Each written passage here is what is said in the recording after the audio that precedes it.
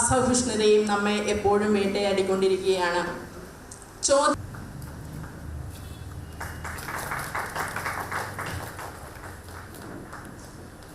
രംഗത്ത് നിൽക്കുക എന്നുള്ളത് വളരെ ബുദ്ധിമുട്ട് പിടിച്ച ഒരു കാര്യമാണ്. സലീം ആ കർമ്മമാണ് ചെയ്തുകൊണ്ടിരിക്കുന്നത്. പ്രകാശന കർമ്മത്തിന് ഇവിടെ ക്ഷണിച്ച് നമ്മുടെ ക്ഷണം സ്വീകരിച്ച് സലീം ഞാനായിട്ട് അടുപ്പം വന്നത്.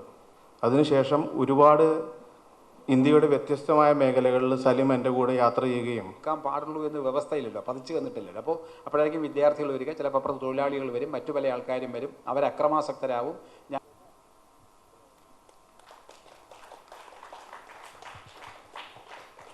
മനുഷ്യൻ്റെ ഉള്ളിൽ ബേസിക്കായിട്ടുള്ള ആ പറയുന്ന അവൻ്റെ ആ നന്മയാണ് കാണിക്കുന്നത്.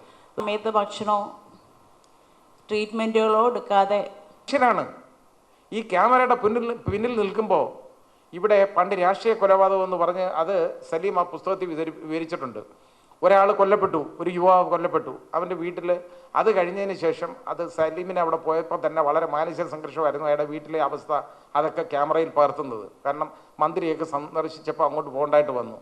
അത് കഴിഞ്ഞിട്ട് ഒരു 4-5 വർഷം കഴിഞ്ഞപ്പോൾ അടുത്ത ഒരു സംഭവം, അതേപോലെ ഒരു കൊലപാതകം വീണ്ടും ഇവിടെ ഉണ്ടായി.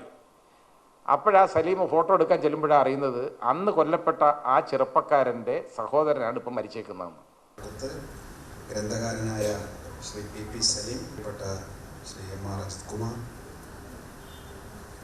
കേരള ഭാഷാ ഇൻസ്റ്റിറ്റ്യൂട്ടിന്റെ ഡയറക്ടർ പ്രൊഫസർ V. കാർത്തികേയൻ.